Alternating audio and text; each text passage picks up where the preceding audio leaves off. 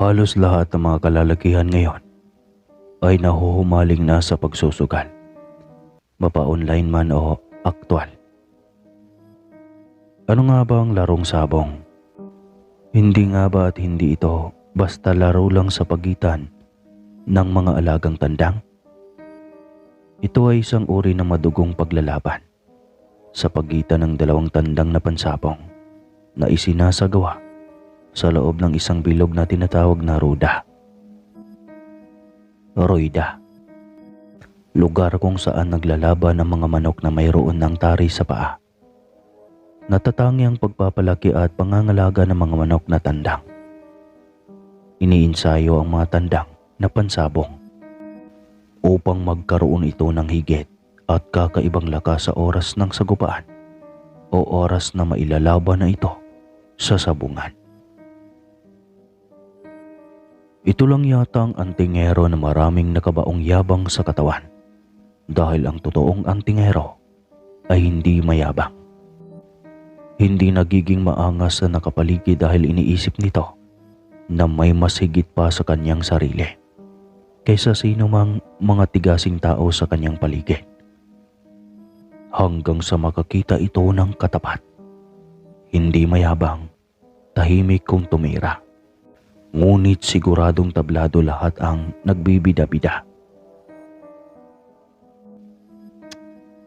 Vicente, bagong lipat lang tayo sa lugar na ito. Baka pag-initan ka na naman ng mga lalaking sabongero dahil sa kilso mo na tandang. Ganadors nang matawag sa larong sabong iyan. Huwag mo na kayang ilaban pa yan. Reklamo ng asawa nitong si Aling Mayume.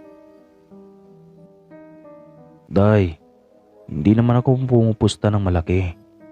Kaya wala silang kainggitan sa akin. Alam mong pampalipas oras lang ito, hindi ba? Reklamo ng antingerong aswang. Inday ang lambing na tawag niya sa kanyang pinakamamahal na asawa.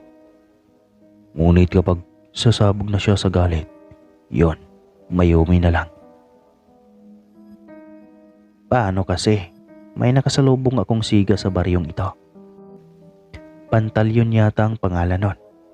Lagi daw itong nangunguna sa sabong. Baka maungusan mo at mapag-initan ka. Nag-aalalang wika ng asawa nito. Huwag mo nang inaalala ang mga bagay na iyan, asawa ko. Hindi tayo natitinag sa mga paangas-angas na iyan. Kalmadong wika ni Vicente. Pero isa raw ang tingero, kaya kinakatakutan ng mga taga rito. Giit pa rin ng ginang. Mayumi, ang totoong antingero, hindi pinagmayabang ang kung anumang kapangyarihan na mayroon sila. Mawawala ang bisa niyon. Kaya kapag ganyang mas nauna pa ang yabang, siguradong hangin lamang iyon. Litanya ni Mang Vicente. Ayon kasi sa mga kaninunuan ni Vicente, ang bisa ng anting-anting ay lilitaw lamang tuwing nasa peligro ang buhay mo. Marami rin itong seremonya at nangangailangan ng pag-aalaga. Iisa lang ang anting-anting na taglay ni Vicente. Subalit, katumbas niyon ang lahat ng mutya na may iba't ibang bisa. Idagdag pa ang pagiging aswang niya, kaya mas lalo siyang naging malakas, lalo na sa pagsapit ng gabi. Subalit hindi niya iyon kailanman ipinagyabang o ginagamit sa kasamaan. Dahil may isang salita at pangako siya sa engkantong si Suta, ang kilalang pinaka-leader ng engkantong itim na matagal ng panahong nakatira sa bulkan ng Kanlaon. Ang libritang ito ang nagbigay ng kapangyarihan at kakaibang lakas sa kanya, at ito ay pinapanatili niyang maalagaan. Pinapakain ng mga dasal na Latin sa araw ng Martes at Biyernes. Alam ng kanyang asawa na isa rin siyang aswang, subalit tanggap nito iyon dahil nakikita rin naman nito ang kanyang kabutihan. Inaamin ni Vicente na minsan na rin siyang nakakain ng tao. At ang mga iyon, ang isa sa mga lumapastanganan sa kanyang kapatid na dalaga. Si Vicente ang panganay sa kanilang magkakapatid. at inangkin niyang sa kanyan na ipamana ang mutyang itim na sumpa ng pagiging aswang ng kanyang ama. Ayaw niya itong mapunta kay Delilah na kanilang bunso. Edad 15 lang ito nang nais ng magpahinga ng tuluyan ang kanilang ama. At dahil hindi maatim ni Vicente na makikitang magiging halimaw ang kapatid, kaya siya na ang umako niyon. Naisip rin niyang lubhang napakadelikado para sa kapatid at baka isang antingero pa ang makasagupa nito. Tiyak, mas mapabilis ang pagbawi ng buhay nito kung magkataon. Ngunit sa sobrang pagiging protective niya sa kapatid, tila yata sinusubok rin siya ng tadhana. Dahil isang hapon na hindi nakauwi na maaga ang kapatid galing ng eskwelahan. Madalas ay 4:30 pa lang ay nasa bahay na ito. Ngunit sa araw na iyon, mag-aalas 6 na ay hindi pa ito nakauwi. Nang puntahan din niya sa paaralan, ay sarado na at wala ng mga mag-aaral na naroon. Hinanap niya ito ngunit hindi niya matagpuan. Kaya nang idinulog sa pulisya, doon lang inimbestigahan at kung sino ang huling nakasalamuhan nito. Nang hindi na matiis ng sospek ang nagawang krimen, ay lumantad na rin ang mga ito. 3 persona ang siyang umabuso sa kanyang mahal na kapatid. At dahil hindi niya iyon matanggap, isa-isa niyang inatake ang mga ito ng tahimik. Walang habas na pinagpuputol ang mga ari ng mga manyakes na mga kabataang humalay at pumatay sa kanyang pinakamamahal na kapatid. Kulang pa dapat sa inyo yan. Dapat sa inyo ay ubusing karnehin. Gigil na wika ni Vicente. Iniwan niya mga ito sa kalunos-lunos na sinapit. Wakwak ang tiyan, putol ang ari, nakanganga, at nakadilat ang mga mata dahil sa pagtitiis ng sakit. Nalaman ito ng mga taong bayan at walang iba na inaakusahan kundi ang pamilya ni Vicente. Dahilan para lumipat ang pamilya ng tahanan sa probinsya na malayo sa dating lugar. Gamay na ni Vicente ang kanyang alang tandang na may bansag na bukay. Puti ang kulay ng tandang na madalas. Bilog ang buwan ng panahon ng tagumpay nito sa sabong. Ayon din iyon sa pamahiin ng mga ninuno na mabisa rin, lalo na kapag hindi katulad nitong puti ang maging kalaban. Ganadors na rin na matawag ang alaga ni Vicente na si Bokay. Doon pa lang sa dati nilang probinsya ay may 6 na tandang na nitong natodas. Iba kung lumaban ang tandang na ito ni Vicente. Hindi titigil hanggat hindi makitang nangisay at nalagot ang hininga ng kalaban na tandang. Unang araw iyon ng piyesta sa nasabing baryo. Sakto rin na mag-1 buwan na sa lugar ang antingerong aswang kasama ang asawa na si Mayome. Samantalang ang 2 pa na kapatid ay nagtatrabaho sa lungsod dahil wala naman ang mga itong pamilya at pareho na lalaki. Inday, ako'y lilisan na. Ikaw na muna bahala sa mga alaga natin dito ah. Bili ng Ginoo sa asawa. Basta wag kang magpagabi ha. Alam mo naman, baka may makakita sa iyo eh. Bilin din ng asawa bago siya lumisan. Tumango rin ito at nagmadali nang umalis. Wala pa silang kalapit na kapitbahay noon. Marahil ay katulad nila at ubili rin ang mga ito na lapitan sila. Pero ramdam naman na ginang Mayumi na mabait ang kanyang mga kapitbahay. Mahiyain nga lang. Siguro mga marites. Pero balak niya na kunin ang loob ng mga kapitbahay upang sa ganoon ay may makausap rin siya. Habang si Mang Vicente naman ay paparating na sa sabungan ng baryo Magtikdon, ang bagong baryo na kanilang tirahan. Malayo pa lang ay dinig na niya ang hiyawan ng mga tao sa nag-umpisa na ng sabong. Uy Kalo, may Kalo. Halos sabay na hiyawan ng magkalaban sa posta. Hindi na magkaintindihan pa dahil sa ingay. Ngunit base sa kanilang sinisigaw, waikalo. Ibig sabihin, walang sombrero. May sumisigaw din na may kalo. Ibig sabihin, may sombrero. Sa ganitong paraan, malalaman mo kung sino ang tumaya sa wala o kung sino rin ang nakataya o mga Kristo sa panig ng meron. Namataan ng liamador si Vicente at ang hawak nitong tandang na kulay puti. Unang tingin pa lang ay kita kaagad nito ang kalidad ng manok ni Vicente. Mukhang nasa hanay ng mga ganadors ang tandang mo, pare. Nakailang panalo na ba ito? Tanong ng liamador na si Mang Kiko. Ang liamador o arsinsista ang siyang nakipagnegosasyon sa posta. Mas malaki ang nagiging kita ng mga ito dahil wala silang puhunan. Tanging laway lamang at tamang diskarte. Ngunit bilang dekada na sa pagiging liamador si Mang Kiko, alam na niya ang kalakasan o ang kalidad ng isang manok. Naniniwala rin ito sa pamahiin at dahil kabilugan ng buwan, alam niyang maging kampyon ang hawak na manok ni Bang Vicente sakaling ilalaban sa itim o anumang kulay ng tandang. Huwag lang sa katulad nito na kulay puti rin.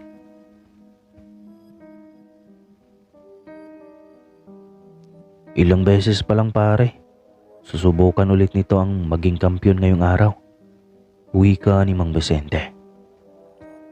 Hinawakan ni Mang Kiko ang mga paa ng tandang ni Mang Vicente. Bibilangan ko lang ang kaliskis palayok. Kung tumatapat ba sa tamang numero. Wika ni Mang Kiko sa antingerong aswang. Inilahad din iyon ng Ginoo upang wag na mahirapan pa ang liamador. Binilang ni Mang Kiko ang kaliskis ng tandang mula sa ibaba ng paa hanggang sa may tahid. Tumpak, sobrang swerte mo sa tandang na ito. 29. Ibig sabihin ginto. Kampyon ang tandang mo, pare. Ilan ang pusta mo dito? Ihanap na natin ang katapat ito. Tanong kaagad ni Mang Kiko kay Mang Vicente. Nakita nito ang tato sa dibdib ng Ginoo. Lihim na napahanga ang liamador sa tattoo na iyon. Alam niyang isang malakas na antingero ang may-ari ng tandang. Hindi na rin nakapagtataka pa kung bakit isang ganadors ang hawak nitong tandang. Dublado ako, pare. Tanging sagot ni Mang Vicente. Kaagad itong hinanapan ng katulad ng tandang na pantapat. Mabilis din na nahanapan ni Mang Kiko ng katapat ang bukay ni Mang Vicente. Alyansya ang mananari at sintinsyador sa sabungan. Matapos ang ilang laban, ay manok na ni Mang Vicente at ang kalaban nito ang paikot-ikot sa royda ng sabungan. Kampante si Mang Vicente na may panalo ng kanyang si Bukay. Ang unang laban niyon. Barsado ganado ito dahil matagal din ang huling laban nito sa dating probinsya na tirahan ni Mang Vicente. Halata ang pananabik ng manok na maka-score kaagad sa katapat. Unang atake pa lang ni Bokay ay taranta na ang kalaban nitong Lemon Game Ball. Ganado sa panunood si Vicente. Ang pagkakaalam niya ay matalino ang mga limon. Ngunit tila ba unang kita pa lang ng limon sa Bukay na tandang ay alam na nito na panalo na ang puting tandang. Suko na ito dahil ayaw pa na mamatay. Ngunit hindi iyon naintindihan ng may-ari. Sige, lumaban ka. Anong nangyari sa'yo? Galit na sigaw ni Pantalyon sa kanyang alaga. Napailing si Mang Vicente habang nanunuan. Mas lalong natakot ang manok dahil sa sigaw ng amo. Pikon na pikon si Pantalyon habang nakumasid sa alaga na tila ba nabakla na at gusto na lang maging inahin sa mga sandaling iyon. Akala ko ba alaga ng antingero yan? Walang silbi. Matatalo pa ang pusta ko nito. Reklamo ng isang Kristo. Hindi ginamit ni Bokay na tandang ang tahid. Tila ramdam nito na naduwag ang kalaban. Ang ginawa niya ay tinusik ng tinusik ang ulo hanggang sa mapikon. Ang limon ang unang humirit. Napakataas nitong lumipad. Ngunit mabilis na nakailag ang tandang at pinatikim sa kalaban na Lemon ang tindi ng kanyang pag-atake. Unang pagsalpok ay tinamaan kaagad ang dibdib ng Lemon. Hiyawan ang sa panig ni Mang Vicente. Unang salpok pa lang, nanghihina na ang kalaban. "May kalo!" Sigaw ng lahat na Kristo na nasa ilalim ni Mang Vicente. Dalawang palaw pa gamit ang matalim na tari malapit sa tahid ng tandang na bokay. Wala pang 20 minuto ay nangisay na ang kalabang Lemon. Galit na galit si Mang Pantaleon. Nakailang panalo na ang kanyang tandang. Ganadors na itong matawag sa kanilang baryo. At matatalo lang sa isang baguhan sa kanilang lugar. Matalim ang tingin ni Pantaleon kay Mang Vicente. Nagbulag-bulagan lang ang Ginoo. Kunwari ay hindi niya iyon napansin. Subalit nasabi niya sa kanyang isipan na mukhang totoo nga ang sinasabi ng asawa. Ayaw maungasa ni Pantaleon sa pagiging titulado sa larangan ng sabong. Kinuha na ng sentensyador ang tandang na bukay. Diniklara na panalo na ang alaga ni Mang Vicente. Ano pa nga ba ang mangyayari? Hindi na gumagalaw ang tandang ni Pantaleon. Bihag na niya iyon. Itinapat ni Mang Vicente ang alaga sa dalawa pa na tandang. Lahat iyon naging bihag ng aswang na antingero. Lahat ng humingi ng balato ay nabigyan. Hanga ang liamador sa ugali ng antingero. Hindi madawat at pala kaibigan din. "Ilalaban mo ba itong tandang mo bukas, Mang Vicente?" Tanong ng liamador. May 6 na araw pa dahil 1 linggo ang sabong sa kanilang baryo. "Tignan natin. Ayoko rin na magsalita ng patapos. Hindi ko rin naman tansya lagi ang kondisyon ng aking alaga. Pero hayaan nyo, kapag nasa ayos na ng kondisyon ito, bukas, ilalaban ko ito. Mag-isa lang ito na alaga ko kaya iniingatan ko ng todo ito." Paliwanag ng Ginoo. Marami ang humiling na sana ilalaban muli. Ngunit ayaw magsalita ng patapos ang antingero. Takip silim na itong nakauwi dahil sa ilang laban. Nasa gitna ng masukal na daan siya patungo sa kanilang bahay nang may maramdaman siyang tila kakaiba. Nag-iinit ang kanyang katawan. Butil-butil na ang kanyang mga pawis. Tila ba may pwersa na humaharang sa kanya. Kaagad siyang umusal ng panlaban. Kaluskos mula sa masukal na damuhan ang kanyang narinig. Agad niya itong hinamon. "Kung matapang ka, harapin mo ako. At huwag kang lumaban ng patago." Naghintay pa siya ng ilang minuto habang umiikot ang kanyang paningin. Bitbit sa kanang kamay si Bokay na nakasilid sa kahon, habang ang sa kaliwang kamay naman, ang 3 tandang na bihag. Iyon ang maging pagkain niya sa gabi. Hindi niya kailangan na maghanap pa ng biktima. Sobra na iyong 3 bihag para maging pagkain niya. Kanina pa sana siya natatakam na sakmalin ang mga bihag niya iyon. Subalit pigil niya ang kanyang sarili. Delikado kung may makakita sa kanya. Mas ligtas at walang intriga kung sa bahay niya ito dakmain. Isang pamilyar na tindig ang biglang bumungad sa kanyang harapan. "Ikaw si Pantaleon, hindi ba?" Tanong ni Vicente sa kaharap. Humalakhak ito pagkatapos ay bumunot ng punyal.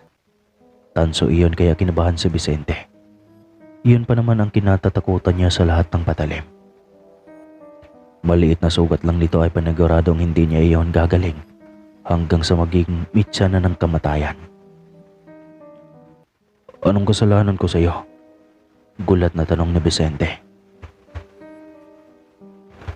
"Hindi mo alam. Titulo ko ang inagaw mo at hindi ako makakapayag." Galit na wika nito. Nang makita ni Vicente na aatake na ito gamit ang punyal, ay kaagad na siyang nagpalitan niyo. Isang halimaw na sobrang pangit ang mukha.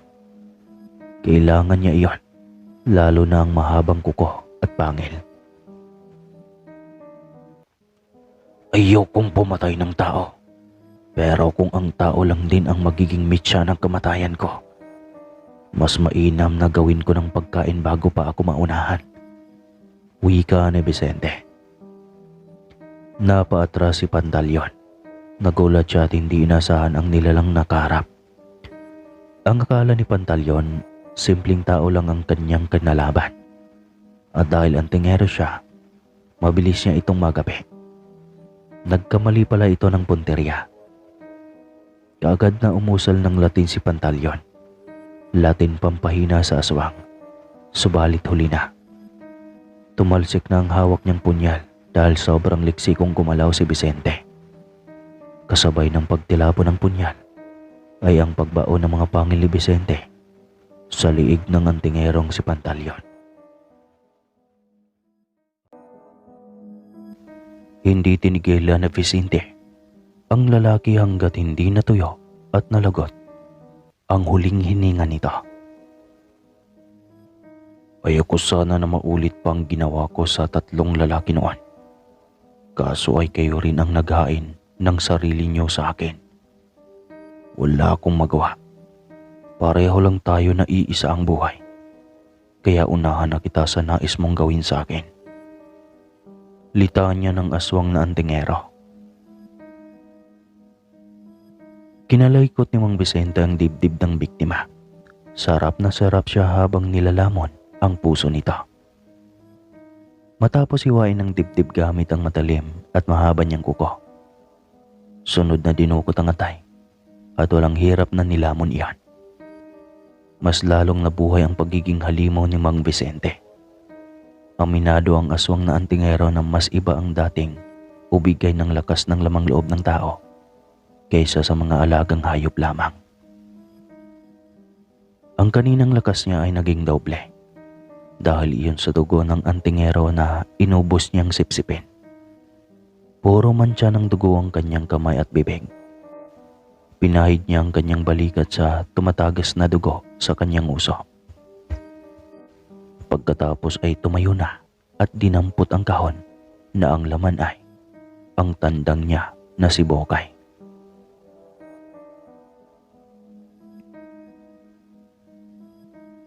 Dakot rin ng kanyang kabilang kamay ang 3 pares ng paa na bihag ni Bokay. Diretso ang lakad ni Vicente pauwi ng kanilang bahay. May kalayuan pa bago marating ngunit mabilis lamang niya iyong narating dahil sa mahika niyang taglay. Pagdating sa bahay ay sinalubong kaagad siya ng asawa sa pintuan. "Santissima Vicente, anong ginawa mo?" Gulat na tanong ng asawa. "Depensa, iyon lang ang ginawa ko, day. Iisa lang din ang buhay na taglay ko at hindi ko hahayaan na papatayin lang ako ng isang tao dahil lamang sa kanyang inggit." Litanya ng Ginoo. Tahimik lang na nakatitig ang ginang sa kanya. Kilala rin ni Mayumi ang kanyang asawa. Alam nito na hindi abasado si Mang Vicente. May malasakit at matulungan na rin. At base sa tono ng pananalita niya ay hindi sa hayop lang ang mansa ng dugo na natuyo sa bibig at mga kamay niya. "Ibig mong sabihin, tao ang biktima mo ngayon?" tanong ni Mayumi. Kinuha nito ang kahon sa kamay ni Mang Vicente. Binuksan at pinakawalan ang tandang na nasa loob. Kusa ring lumabas ng bahay ang alagang Bokay ni Mang Vicente. Alam na nito kung saan ito dadapo. Maging ang mga bihag ay kinuha iyon ni Mayumi at inilapag sa lababo. Tahimik lang si Vicente. Hindi niya nasagot ang tanong ng asawa. Subalit, hayag na rin kay Aling Mayumi kahit hindi na siya sasagot pa. Maagang umugong ang balita tungkol sa natagpuang bangkay ni Pantaleon. Isang magsasaka ang nakakita nito at kaagad na idinulog na sa Kapitan del Barrio ang tungkol sa natagpuang bangkay. "Sa tagal ko na sa panunungkulan, ngayon lang ako nakakita ng ganitong kaso ng pagkamatay. Gaano ba kagalit ang may gawa nito at pati mga lamang loob kinuha? Napakamot ng nguso ang kapitan habang tinitignan ang sistema ng bangkay. Hindi normal na tao ang may gawa nito, kapitan. Kundi isang aswang. Wika ng tanod na si Mang Joaquin. Aswang? Naniniwala ka pa ba sa aswang? Panahon ng mga Kastila pa yon. Wala talagang aswang. Panakot lang yan sa mga dayuhan noon. Saad naman ng isang tanod na si Mang Inario. Ang nagkumpulang mga tanod kasama si Kapitan Aga at iba pang mga kabaryo ang namataan ni Ginang Mayome mula sa di kalayuan. Dito siya dumaan kahit masukal dahil shortcut ito papunta sa munting palengke ng kanilang baryo. Naubusan na sila ng kerosene para sa kanilang lampara. Paubos na rin ang kanilang bigas kaya kailangan na niyang mamili.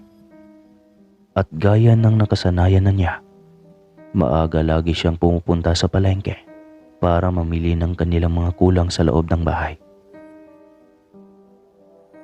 Anong meron sa gitna ng daan? Bulong ni Mayome sa isang matandang babae na naka-isyoso rin doon. Si Pantal yun. Nakabulag tanang wala nang buhay dyan. Wakwak pa ang tiyan. Wala na ang mga lama ang loob nito. Kwento ng matanda sa ginang. Biglang nagulat ang ginang sa huling sinabi nito. Si Vicente, ang kanyang asawa.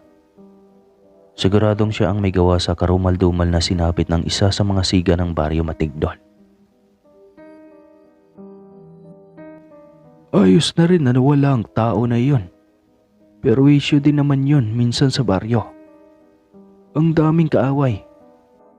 Laging nakadepende sa kanyang anting-anting kuno at kung ano pa. Tuloy ang mga tao takot sa kanya. Wika rin ng isang matandang lalaki. Oo, siguro nahanap na niya ang katapat niya. Kita niyo naman. Galit na galit ang may gawa. Brutal ang pagkamatay. Saad rin ang isa pa. Tahimik lang si Mayome. Tahimik itong umusad hanggang sa makalagpas na sa nagkumpulang taga-baryo. Hindi na niya binalak pa na tignan kung ano ang anyo ng biktima. Nag-alala siya na baka isang araw, mabisto ng mga taga-baryo ang katauhan ng kanyang asawa. Nagmamadali siya sa paglalakad patungong palengke. Nang pauwi na ay di na siya dumaan pa doon. Sumakay na siya ng tricycle upang mabilis siyang makarating ng bahay dahil ramdam niya ang nervyos o tensyon. Naabutan niya sa bahay ang asawa na abala sa paglilinis ng kanilang babuyan. Mukhang wala pa itong ideya tungkol sa kumalat na balita sa buong baryo. Nakita ni Vicente ang tumulog na tricycle sa harapan ng bakuran. Kaagad niyang itinigil ang kanyang ginagawa at mabilis na nilapitan ang asawa para buhatin ang bigas na binili nito at iba pa. Matapos magbayad sa driver ay tahimik na sumunod si Mayome papasok ng bahay. Vicente, nabalitaan mo na ba? Tanong ni Mayome sa asawa nang nasa loob na sila pareho ng bahay. Ang alin? Tanong ng Ginoo pabalik. Natagpuan ang bangkay ni Pantal yun. Sigurado akong ikaw ang may gawa. Siya ang biktima mo kagabi. Tama ba ako? Tanong ng ginang. Huwag kang mag-alala, Day. Wala silang mababagas na ebidensya. Isa pa, tiyak din ako na marami nang nakahinga ng maluwag matapos maibalita ang pagpanaw ng lalaking ubod ng yabang. Wika ng Ginoo. Iyon nga naman ang nadinig ng kanyang asawa. Subalit binalaan pa rin siya nito na kung maaari ay huwag nang maulit pa. Mabuting tao si Vicente. Wala na siyang magagawa doon dahil siya mismo ang punteriya ng gabing iyon nang napaslang niya na si Pantal yon. At kung bubuhayin pa niya ito, Siguradong maging mitsa lang ng kamatayan niya iyon. Maging bantog pa siya na aswang dahil siguradong ipagkalit din ito. Kaya minabuti na niya na maging pagkain ito bago pa siya mapahamak nito. Pangalawang araw ng sabong ngayon, hindi ba? Babalik ka ba ulit sa sabungan ngayon? Tanong ni Mayumi sa asawa. Hindi na muna. Pahinga muna ni Bokay ngayon. Bukas na siguro. Sagot ni Vicente. Balak niya ay pumunta lang sa piyesta para sumagap ng balita ukol sa investigasyon sa pagpaslang kay Pantaleon. Sasama ka ba sa akin mamaya sa perya? Maglibang din tayo minsan, Day. Yaya ni Vicente sa asawa. Alam mo naman na wala akong hilig sa mga ganyan. Dito lang ako sa bahay. Basta, huwag ka lang magpagabi dahil mag-isa lang ako dito sa bahay. Bili ng ginang. Tinapos ni Mang Vicente ang kanyang trabaho bago umalis ng bahay. Ang kanina na plano nito sa perya ang pagpunta ay nag-iba. Sa sabungan na ang direksyon nito. Ramdam ng antingero na iba ang aliw na dulot ng sabong sa kanya. Kaya doon ang naging destinasyon niya. Malayo pa lang alam na kaagad na sabungan na ang may nagkumpulang mga tao sa unahan. Ang sigawan ay dinig-dinig malayo pa lang. Kapag malayuan na hindi maintindihan ang sigawan ng mga ito. Ngunit sa mga sanay o alam na ang sigawan ng mga sabungero, kahit malayo ay alam na kung ano ang sigaw ng bawat isa.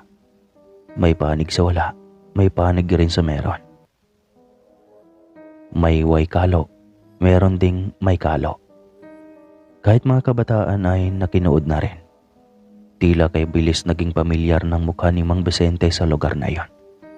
Marami ang nakakilala rito at malayo pa ay bumabati na sa kanya.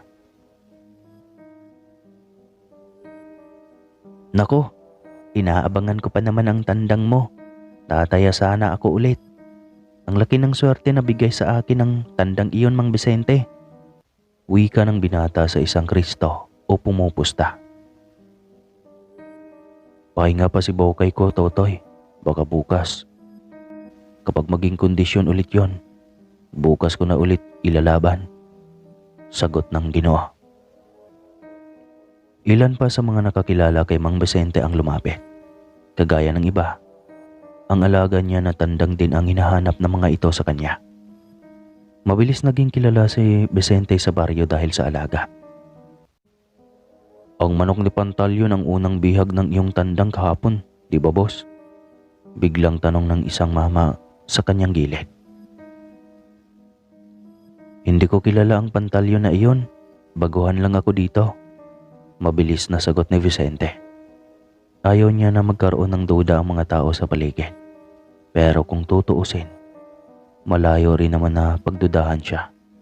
Dahil siya ang panalo at walang rason para magkaroon siya ng galit dito. Ang kaninang planong manood lang ay nag-iba. Nagka-interes si Vicente na tumaya sa tangdang na bulik. Ramdam niya na may kalakasan ito at posibilidad na manalo. Kuya Vicente, sa bulik din po ako tumaya. Bulong ng isang binata na nasa kanyang tabi. Oo, Totoy. Sigurado ng panganalo nito. Kita mo naman kung paano pumalo. Ang angas, di ba? Wika ni Vicente. Sabi daw kasi kuya may anting-anting yang si Casardo. Kita mo po ba yung nasa dibdib niyang medalyon? Ang angas hugis araw. Yan ang kanyang anting-anting. Saad ng binata. Hindi na sila nakapokus sa talpukan ng dalawang tandang kundi nasa dibdib ng antingerong si Casardo, kung saan nakakabit ang medalyon. Siya ba ang may-ari ng bulik na iyan, Totoy? Tanong ng antingerong aswang. Oo, kuya. Maraming beses na iyang nanalo. Ang bait pa raw niyan, matulungin at mapagbigay. Taga-kabilang baryo po yan. Lagi yan dito tuwing sabong. Maraming ganadors na manok yan. Litanya ng binata. Napatango si Vicente. Ganyan dapat ang tunay na antingero. Matulungin, mapagkumbaba, at higit sa lahat, hindi mayabang. Biglang nagtama ang kanilang paningin. Kahinaan ni Mang Vicente ang makipagtitigan, kaya mabilis niyang binawi ang pagtitig dito. Ngunit bago pa iyon ay mabilis na siyang nakindatan ng Ginoo. Kaya wala siyang nagawa kundi ang tignan ito pabalik ng saglit at gawaran din ng ngiti. Baka sabihin nito na isa siyang magarbong tao. Wala sa sariling napasulyap siya sa medalyon nito at nahuli iyon ni Casardo. Napahawak din ito sa medalyon at mabilis na ikinubli sa ilalim ng damit. Napangati ulit si Mang Vicente. Sabi na nga ba niya at hindi nito napansin na nakalabas ang medalyon nito sa damit. Bilang mga antingero, kailangan nilang itago kung anong uri man ng medalyon o singsing o kung anumang bato na pinagmula ng anting-anting o kapangyarihan nila. Hindi na mga ito kailangan na ipakita na taglay nila ang ganoong bagay. Mawawalan ito ng bisa kapag ramdam ng gabay nito na ipinagyayabang ng tao ang hawak na bertod. Biglang bumalik ang kanilang atensyon sa dalawang tandang na naglalaban nang biglang lumakas ang hiyawan ng mga tao. Iyon pala ay bumulagta ng kalaban ng bulik na tandang. Napangiti si Vicente. Nakadilihensya pa rin siya ng pera sa paraan ng pagtaya. Umuwi na siya kaagad matapos makuha ang pusta. Bili ng kanyang asawa na huwag siyang magpagabi dahil takot ito na mag-isa sa bahay. Nasa 200 metro na rin ang lakad niya nang may motorsiklo na huminto sa kanyang gilid. "Kaibigan, angkas ka sa akin. Mag-isa lang ako ngayon." Wika nito. Nang lingunin ito ni Vicente ay nagulat siya dahil si Casardo pala ito. Tatanggi pa sana siya ngunit nagpumilit ito na isakay siya. Hinatid na siya nito diretso hanggang sa kanilang bahay. "Salamat kaibigan. Pagpalain pa rin kayo dahil sa mabuting gawa niyo," saad ni Vicente. "Walang anuman. Sige, paalam." Kaagad na nitong pinaharurot ang dalang motor palayo. Naiwan si Vicente na nakatayo sa gilid ng kalsada sa tapat ng kanilang bakuran. "Mabuti at may bago ka ng kaibigan," wika ng kanyang asawa habang palapit ito sa kanya. "Oo, ang bait nga. Ramdam kong magaan ang loob ko sa lalaking iyon," saad ng antingero. "Mabuti kung ganon. Halika na sa loob. Anong gusto mo? Kape ba? May nilaga akong kamote. Sakto at mainit pa yon," palok ng asawa. "Oo, sige day. Medyo nagutom nga ako," saad ni Vicente. Makalipas ang ilang buwan, biglang kumalat sa baryo ang tungkol sa manananggal ng umatake sa buntis na ilang bahay lang mula sa kanila ni Vicente. Ngunit mahigit kumulang 1 kilometro din ang layo nito mula sa kanila. Napakalayo na ng distansya ng kanilang kapitbahay at minsan lang kung makipaghalubilo sa isa't isa. Ayos lang ang sa proper na malapit sa paaralan at sa palengke. Medyo magkalapit na ng konti ang mga kabahayan doon. Ngunit hindi rin ganoon kalapit. Ngunit kahit minsan ay wala pang naibalita na may inatake ng aswang sa baryo.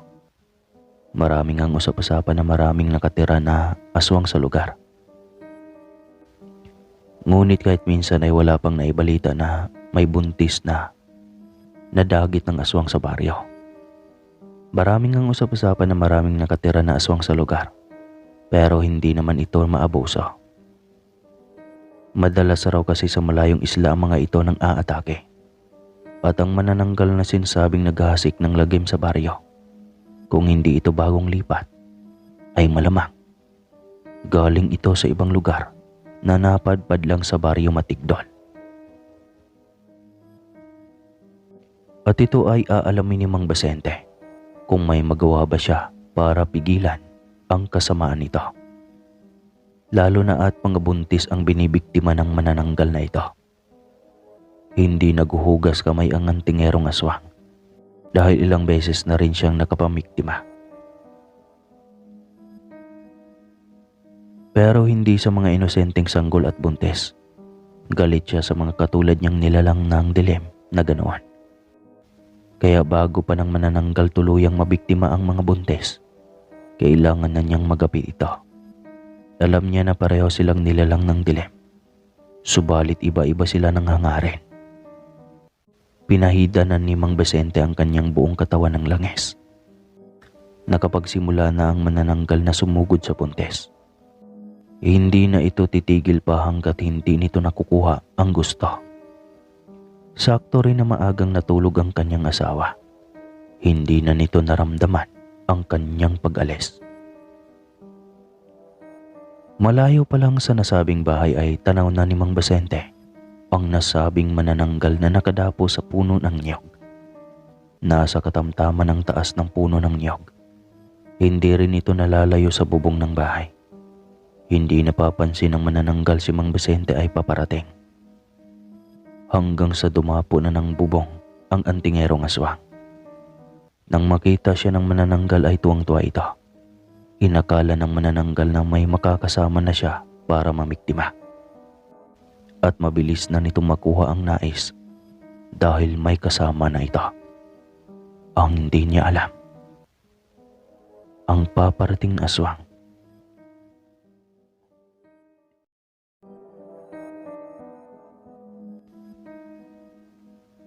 tuwang-tuwa.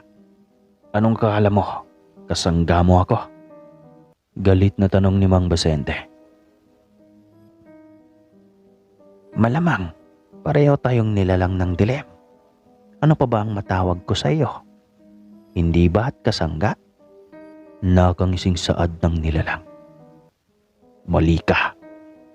Dahil nandito ako para ipaalam sa iyo na mali ang mga ginagawa mo. Galit na wika ni Vicente. Tinawanan nito ng manananggal. Halakhak na nakakairita.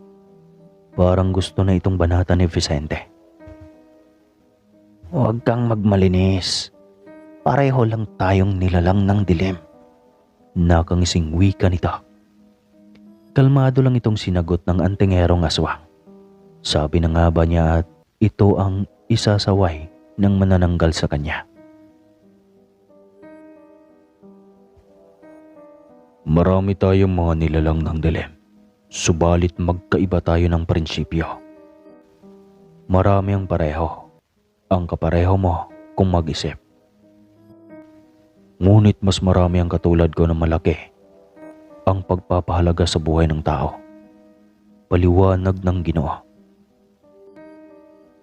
Dahil marami kayong mga hangal, hindi niyo ba nakikita? Masigit tayo sa mga taong ito. Kung pag-aralan nating mabuti, ang ating buhay ay parang pyramid. Tayo ang mas angat at ang ating pagkain ay ang mga tao. At ang pagkain ng mga tao ay ang mga alagang hayop. Kaya hindi dapat tayo bababa doon sa pagkain ng mga hayop. Hindi tayo tao. Alam mo yon? Mahabang litanya at paliwanag ng manananggal.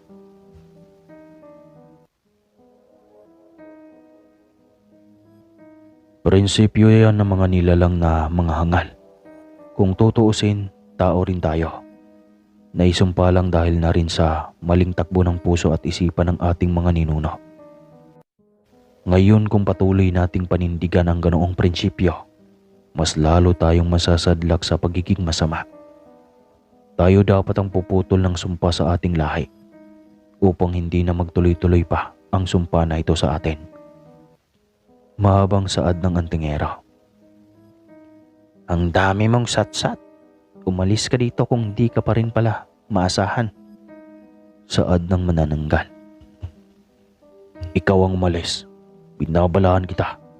Hindi ko hayaan na may gawin kang masama sa inosenteng sanggol at buntis. Oo nga at mabango ito sa ating ilong, pero isipin mo na lang na hinog na lang kaiyan ng kapitbahay. Wala tayong karapatan doon dahil hindi natin tanim iyon. Saad na lang ni Vicente. Huwag mo akong ginagalit. Umalis ka na rito. Ako ang naunang nakahanting ng buntis na ito. Inggit ka lang. Saad ng manananggal. Ang sabi ko, ikaw ang umalis. Matigas na wika ng Ginoo. Talagang ginagalit mo akong lalaki ka. Hindi ako natatakot na kalabanin ka. Saad ng manananggal. Hindi na nito hinayaan na magsalita ang antingerong aswang. Hinampas na nito ng malakas na kaharap ng mahaba nitong bakbak. Ginamit na nito ang buong lakas sa paghampas. Pagkatapos ay pinagkakakalmot ang antingerong aswang. Upang hindi maistorbo ang magandang tulog ng mga taong nasa loob ng bahay, umusal sa Vicente ng Latin upang wag ang mga itong magising. Umusal na rin siya ng Latin para pampaamo sa mga alagang aso na umaalulong habang nakatingala sa kanila sa ibabaw ng bubong.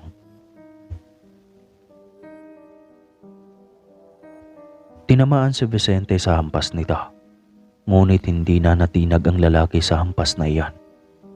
Biglang nagpantig ang kanyang tenga dahil sa hampas na iyon. Nilapitan niya ang manananggal at hinila ang bituka sa loob. Pinutol ito kaya humiyaw ng sobrang lakas at nanghihinang ikinampay ang mga pakpak. Walang pakialam sa Vicente kung gaano karami ang kalmot na nakuha niya sa kalaban. Tila hindi na niya dinaramdam. Ang mahalaga ay magapi niya ang salot ng baryo bago pa ito may mabiktima ng tuluyan. Nang mahawakan niya ang ulo nito ay iniwasiwas iyon ng antingero. Ngunit nakakuha ng tiyempo ang manananggal. Nahawakan siya nito sa leg at nabaon ang kuko ng manananggal kaya nahirapan siyang gumalaw. Umusal siya ng proteksyon gamit ang birtod ng apoy. Mabilis na ito na bumitaw sa antingero nang maramdaman ang init ng katawan ni Vicente na sobrang nakakapaso. Lumayo ang manananggal kay Vicente. Lumipad na ito palayo. Hahayaan sana ito ng lalaki ngunit naisip niya na sundan ito upang malaman kung saan umuuwi. At upang alam niya sakali kung saan aabangan at kukunin ang kalahati ng katawan nito. Na hindi na siya mahihirapan sa pagpatay. Hindi siya mapapansin ng manananggal na nakasunod dito dahil nagmistula siyang hindi nakikita gamit ang kapangyarihan ng orasyon. Inakala ni Vicente na mag-iikot pa ito dahil hindi ito natuloy na biktimahin ang buntis. Ngunit tumapo ito sa bakuran ng isang bahay. Kahit madilim ay malinaw na nakikita ni Vicente ang paligid ng bahay. May matang pusa itong taglay. Isa sa katangian ng mga nilalang ng dilim. Inikot ng antingerong aswang ang kanyang paningin at unang pumukaw ng kanyang atensyon ang motorsiklo na pamilyar sa kanyang mga mata. May isang farm ng manukan na nasa 500 metro kwadrado ang lawak. Puro iyon mga bahay ng mga tandang. Nasa 500 din marahil ka mga bahay ng tandang ang nakahanay sa malawak na lupaing iyon.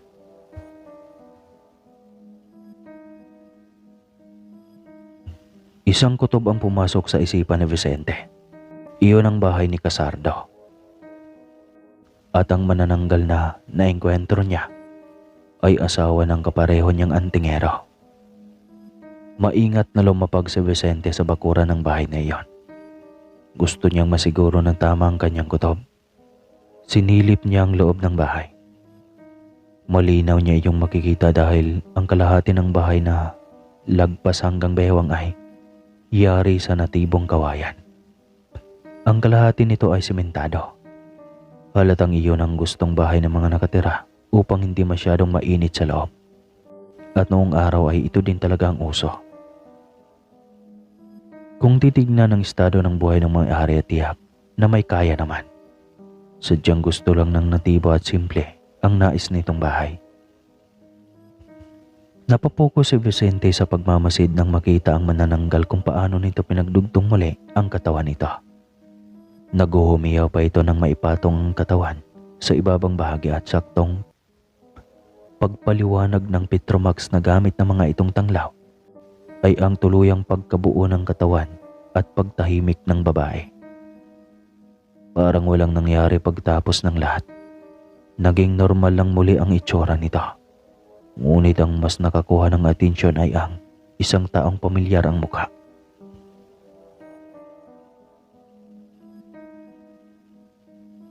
Si Casardo iyon, ang kanyang bagong kaibigan. Umalis ka na naman, Tukling. Ang sabi ko sa iyo, hindi mo na kailangan pa na lumayo at mamiktima. Marami tayong alagang hayop. At kaya ko iyon pinarami ay para sa iyo. Gusto mo ba talaga mapahamak? At ilang beses ko bang sabihin na ipaalala sa iyo na huwag ka nang mamiktima pa ng tao? Paalala at sumbat ni Casardo. Base sa intimasyon at mga galaw ng mga ito, hindi ito magkapatid o mag-asawang dalawa. Alam iyon ni Vicente. Nagdadalawang isip na tuloy si Vicente na subaybayan pa ang manananggal. Gayong mabait ang asawa nitong si Casardo. At base sa mga kilos at tono ng pananalita ng lalaki, ay mahal na mahal nito ang asawang manananggal. Umuwi na lamang si Vicente pagdating ng bahay ay sobrang tahimik. Alam niya na malalim na ang tulog ng asawa. Maingat niyang binuksan ang pintuan at isinara pabalik. Dahan-dahan niyang binuksan ang kahon kung saan nakalagay ang kanyang mga langis. Kinuha niya ang isang bote na panggamot at ipinahid iyon sa mga kalmot ng manananggal. Naibsan ng konti ang hapdi ng kanyang mga sugat nang malapatan iyon ng langis. Iniisip pa rin ni Vicente kung paano niya magapi ang manananggal na may masamang gawain. Ayaw rin niya na maging traidor sa isang kaibigan na magandang trato sa kanya. Napabuga ng maraming hangin ang antingerong aswang bago humiga upang magpahinga. Sigurado siya na hindi kaagad mawawala ang pamumula ng kanyang mga mata kinabukasan at malalaman pa rin ng kanyang asawa na umalis siya ng gabing iyon.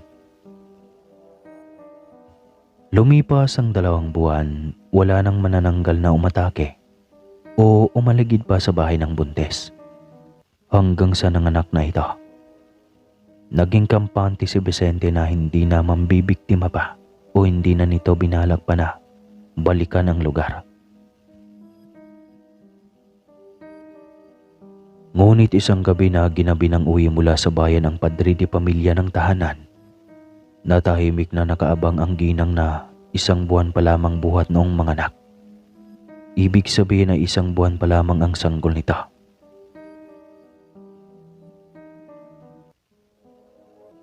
Bagot na bugot ang ginang na naghintay sa kanyang asawa dahil sobrang gabi na. Iyon pala ay nadali ito sa inuman sa malayong kapitbahay noong pauwi na ito. Hapon pa lang ay nasa baryo na ito. Iyon nga lang ay masyado na itong nalibang sa usapang katatawanan at kung saan na dumaloy ang istorya ng mga ito. Napasarap din sa pag-inom ng lambanog dahil maraming pulutan. Sakto rin na kaarawan ng anak nito na dalaga na bagong uwi galing lungsod.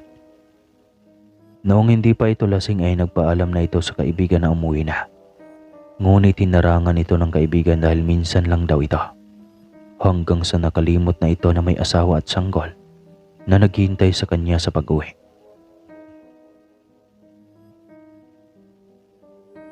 Nasaan na ba ang taong iyon? Maghahating gabi na. Reklamo ng ginang, sabay bangon para silipin ang labas ng bahay. Tinignan nito kung may ilaw na papalapit. Ibig sabihin iyon ay ang asawang si Paquito. Ngunit wala. Kung may dala man itong isda, siguradong nangangamoy na. Saan kaya nasabit ang loko? Umanda ka sa akin mamaya. Naiinis ng wika ng ginang. Kinausap nito ang kanyang sarili. Nang bigla siyang sunggaban ng isang manananggal, kaya natumba siya sa malawak na sahig na yari sa kawayan. At natamaan ang kanyang kamay ng galon ng tubig na inumin sana. Natumba ito at natapon ang laman. At pagkatumba pa lamang niya ay lumikha na ng ingay dahilan ng pagkagising ng sanggol. Umiyak ito at naghanap ng dede. Kinabahan ang ina para sa kaligtasan ng anak. Alam niya na punterya ng manananggal ang sanggol. Ngunit bagong panganak lang siya at hirap pang bumangon dahil masakit ang likod, balakang at pagkatao nito nang bumagsak sa sahig.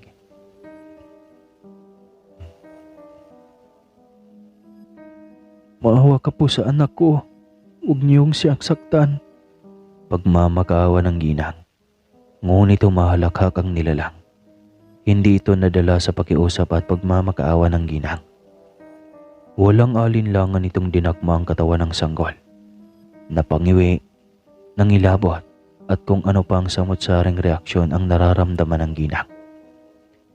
Gusto niyang pigilan, ngunit hindi siya makagalaw sa kanyang pagkahiga. Ang dugo na tumatagas sa kanyang pagkatao na sana ay kaunti na lang at pawala na rin ay biglang lumakas. Ramdam na rin ang ginang na tila umiikot ang kanyang paningin. Alam nito ang pagkabinat ng katawan at higit pa dahil sa ginawa ng aswang. Saktong palahaw ng iyak ang kanyang nagawa sa mga sandaling iyon. Kita niya kung paano nilamon ng aswang ang kanyang anak at wala man lang siyang nagawa para pigilan ito o kaya ay gantihan ito. Hanggang sa tuluyan nang naubos nito ang sanggol. Walang ibang natirang ebidensya maliban sa natirang mga patak ng dugo na tumatagas mula sa bunganga ng manananggal. Lumipad ito paalis na may ngiting tagumpay. Halata sa boses nito ang kasiyahan at tagumpay. Habang ang ginang ay lugmok, naghihingalo at mamamatay na lang na taglay ang sama ng loob sa asawang si Pakito. Dahil sa pagkawala nito ng pakialam sa kalagayan ng mag-ina na naiwan sa bahay. Pagdating ni Pakito sa kanilang bahay ay nadatnan nito ang asawa na nakabulagta sa sahig. Puno ng dugong tumatagas ang pagkatao nito. Wala ng buhay at ang kanilang sanggol ay nawawala. Ang tanging bakas ng mga pulang likod doon na lamang na nasa puting unan at lampi ng bata ang tanging naiwan doon. Biglang nahimasmasan ang pagiging lasing ng Ginoo. Napahagulgol siya at sinisi ang kapitbahay dahil ang mga ito ang nangengganyo sa kanya. Kung kaya ay nawala sa isipan niyang kanyang mag-ina. At posibleng inatake ng aswang at wala man lang ang mga itong kalaban-laban sa nilalang. Paghihiganti ang tanging nasa isip ng Ginoo sa mga sandaling iyon. Hindi siya makakapayag na walang may magbayad sa nangyari sa kanyang mag-ina.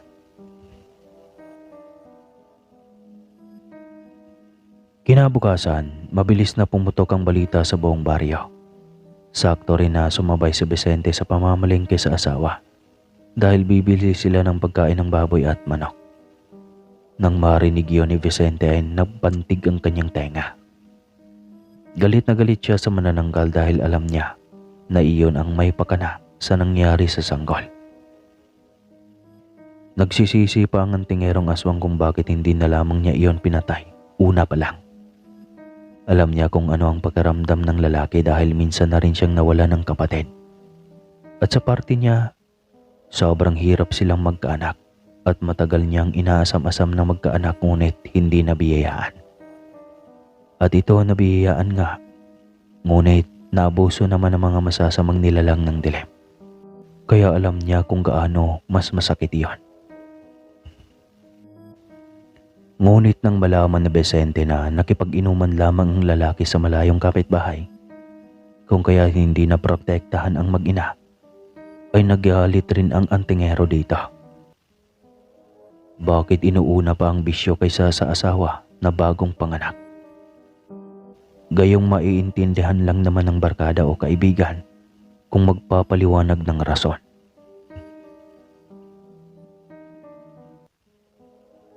Tila gusto ring suntukin ni Vicente ang lalaki para magtanda. Pero ano pang magagawa? Hindi na maibabalik ang buhay ng mag-ina nito. Hindi rin alam ni Vicente kung bakit siya apektado gayong hindi naman niya ito kaanak. Marahil ay dahil sa bata. Matagal na rin siyang umaasam na magkaroon ng anak na siyang hindi pa rin naipagkaloob sa kanilang mag-asawa.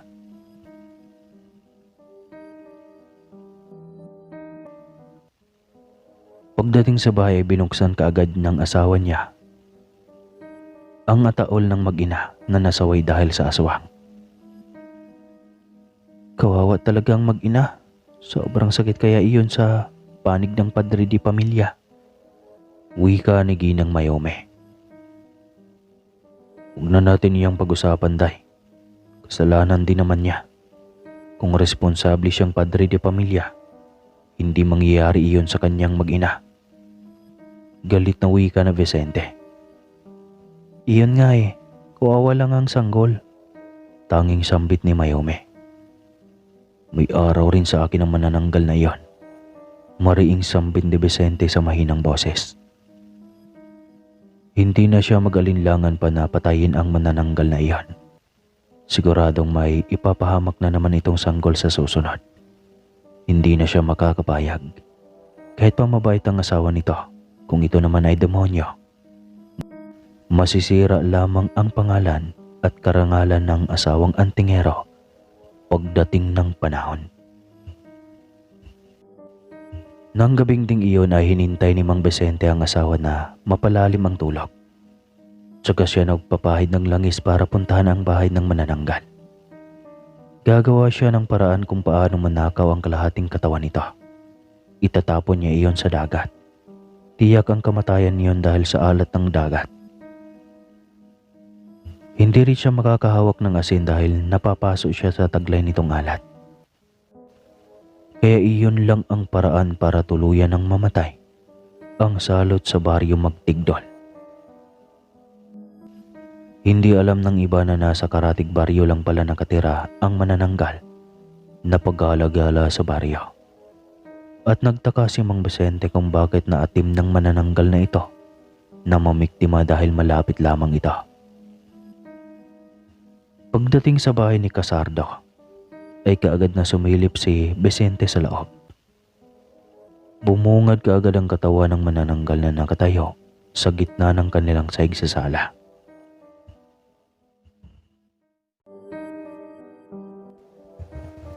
Biglang lumabas ang huni ni Mang Vicente bilang aswang. Nakalimutan niya na nakasilip siya at dinig ni Casandro ang kanyang huni sa loob. Napaubo si Casandro nang marinig siya nito.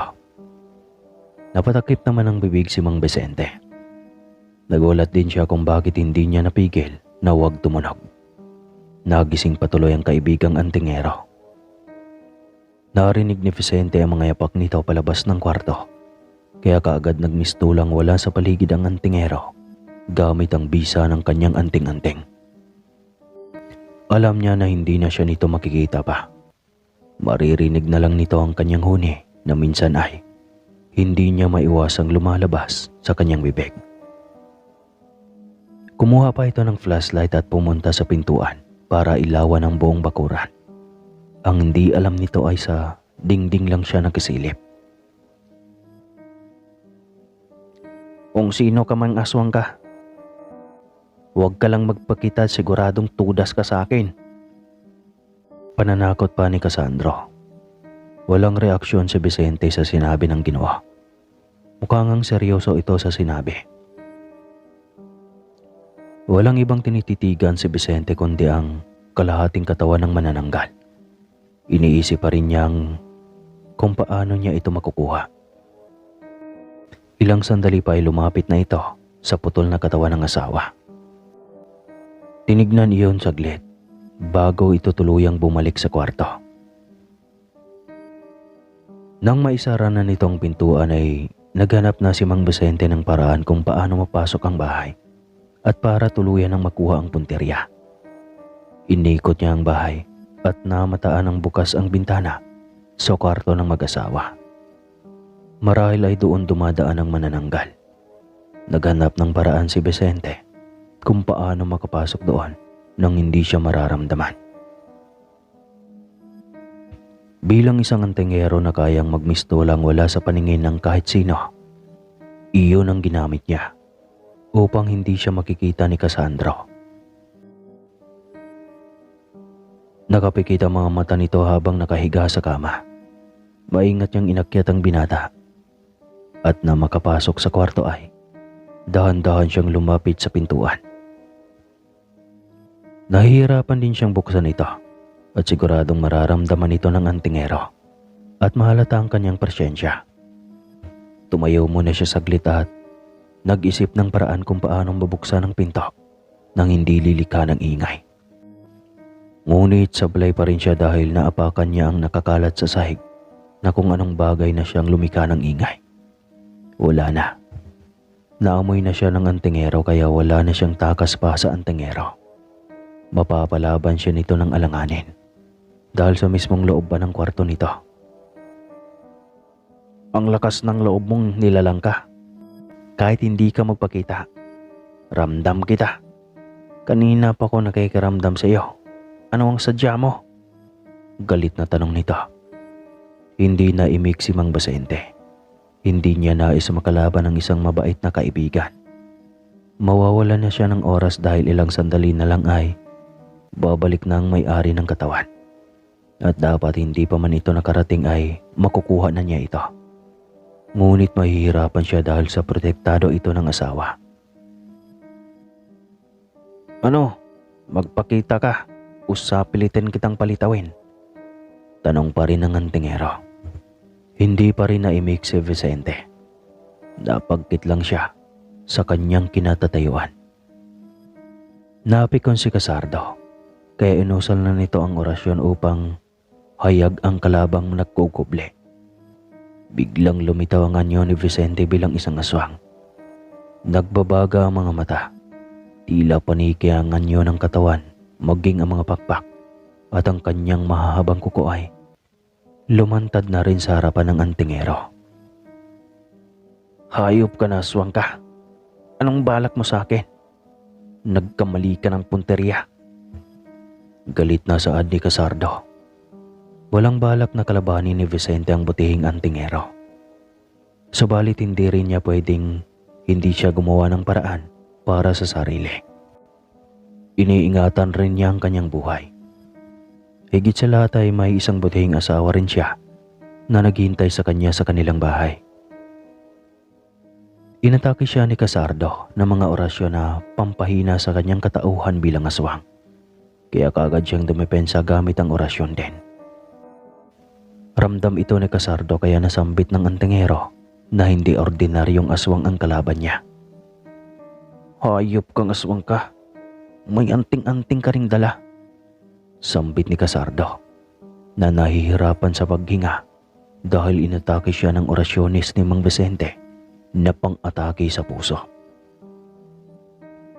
Wala akong balak na patayin ka.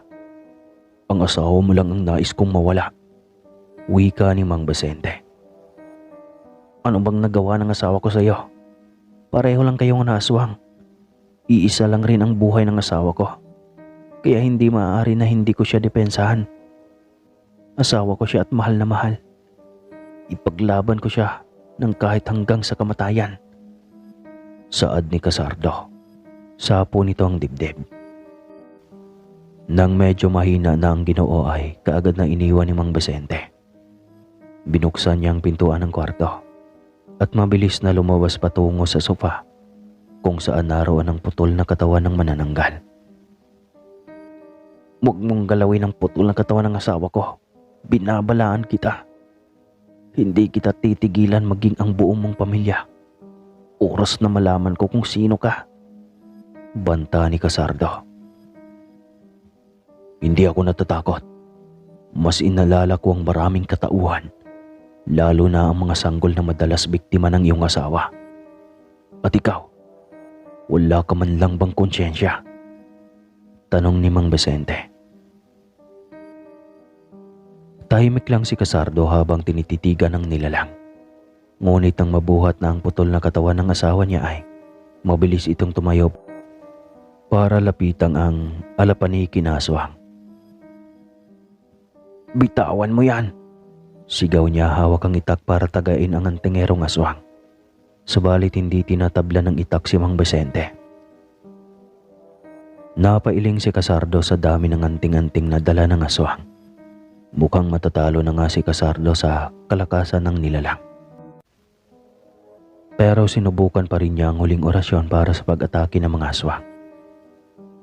Tila epektibo nga iyon at bigla na lang nabitawan ni Mang Vicente ang kaninang buhat niya na putol na katawan ng manananggal. Bahala na kung anong uri ng depensa ang gagawin ng antingero.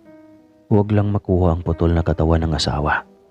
Ngunit nagmamadali na si Mang Vicente. Ilang oras na lang ay darating na ang manananggal. Hindi nito pwedeng maabutan ang kanyang putol na katawan. Kaya ginawa na ni Mang Vicente ang pinakamatinding orasyon, pampahina sa kaharap. Hindi na siya nag-aksaya pa ng oras. Sa bintana na rin siya dumaan dahil pumalo na ang mga tandang ni Casardo. Alam ni Mang Vicente na 3:00 na ng madaling araw dahil sa unang tiktilaok na mga ito. Pauwi na ang manananggal, kaya kailangan na niyang magbadali. Hindi pa man siya masyadong nakalayo ay dumating na ang may-ari ng putol na katawan na bitbit niya. Mas nilakasan pa niya ang pagkampay upang mapabilis na makalayo sa lugar. Mas tinaasan ang kanyang lipat, ngunit namataan siya ng manananggal mula sa di kalayuan. Hinabol siya nito nang mapagtanto kung ano ang kanyang bitbit. Kung paano niya binilisan ang paglipad ay ganoon rin ito. Nang tumapat na sa karagatan ay tsaka lang tumigil sa paglipad si Mang Vicente at hinarap na ang manananggal. Hayop ka! Ibalik mo sa akin ang kalahati ng katawan ko. Kailangan ko nang bumalik sa pagiging tao.